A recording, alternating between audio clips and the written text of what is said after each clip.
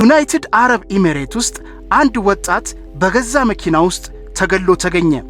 መኪናው የተገኘው ከዋናው መንገድ ወጣ ባለ የጥርጊያ መንገድ ሰዎች በሌሉበት ነበር እና ሲገደልም እጅና እግሩ በፕላስቲክ ገመድ ታስሮ ነው ያገኙት ፖሊሶች። የግድያ ሁኔታና አሰቃቂነቱ ፖሊሶች ይህንን ወንጀል የፈጸመ ሰው ምን ይሁን ምክንያቱ ብለው ጥያቄያቸው ነበር። ሟች ስሙ ሰዒድ ይባላል። የሱን መጥፋት ቤተሰቦቹ ካመለከቱ 3 ቀን ሆኗቸዋል። ፖሊሶችም መኪና ውስጥ እሱን ያገኙበት ሁኔታ እጁ በፕላስቲክ ገመድ ታስሮ 9 ጊዜ በስለት ተወጋግቶ በአሰቃቂ ሁኔታ ተገሏል። ይህንን ወንጀል የፈጸመ ሰው በትክክል በጥላቻና በቂም በቀል ተነሳስቶ እንደሆነ ፖሊሶቹ ገብቷቸዋል።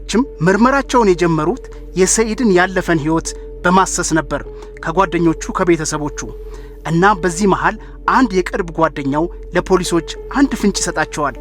ምን ይላቸዋል? ሰዒድ ከመጥፋቱ ጊዜ በፊት ከትንሽ ጊዜ በፊት ጀምሮ አንዲት ሴት ከሱ ጋር በስልክ ትደዋወል ነበር የሚል ፍንጭ ሰጣቸው። ፖሊሶችም ይህንን ይዘው ማሰስ ይጀምራሉ።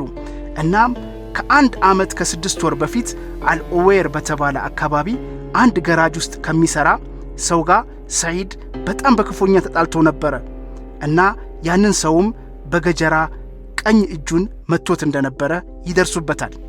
ይሄ በሰዒድ የተመታው የገራጅ ባለቤት ፈሃድ ይባላል። ፈሃድ ሰዒድን በጉልበት ሊያሸንፈው አይችልም። ሰዒድ ትንሽ ያው እንደ ወጠምሻ አይነት ወጣት ነው።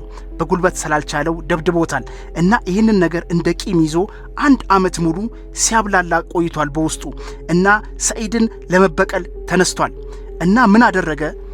አንዲትን ሴት ማለት የሱን የቅርብ ሰው የምትሆን ሴት እሱን እንድታናግረውና ወደ ወጥመድ እንድታስገባው ያዛታል። ማለት እሱን እንድትጀነጅነው ዝም ብላ እንድታወራው ያደርጋል። እና በተባለችው መሰረት እቺ ወጣት ሰዒድን ለተወሰነ ጊዜ በስልክ ታናግረዋለች። እቺም ሴት አስማ ትባላለች። እና የፖሊስ መርማሪዎችም ይሄ የተደወለበትን ቁጥር በመከታተል እቺን አስማ የተባለችን ሴት ይይዟታል። ከዛም በኋላም አስማም ያው ፈሃድን ትጠቁማለች። ሁሉን ነገር በግልጽ ሲመረምሩት እሱ ብዙም አላደከማቸውም። ሁሉን ነገር ያምናል ምን እንዳደረገ። በስልክ የምታናግረው የነበረችው አስማ የተባለችው ወጣት ሮያ የተባለ ከዱባይ ከተማ ትንሽ ወጣ ያለ የገጠር ቤት እንዳላቸው ነግራው ነበር እና እዛ ቦታም እንዲገናኙና ማንም ሳያቸው እሱን ማየት እንደምትፈልግ ትነግረዋለች። ሰዒድም በንግግሯ ሰላመናት ወደዛ ቦታ ያመራል።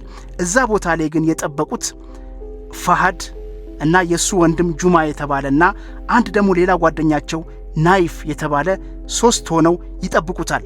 እና ገና ከመኪና ወርዶ እንደታያቸው ነበረ ዘለው ያፈኑት።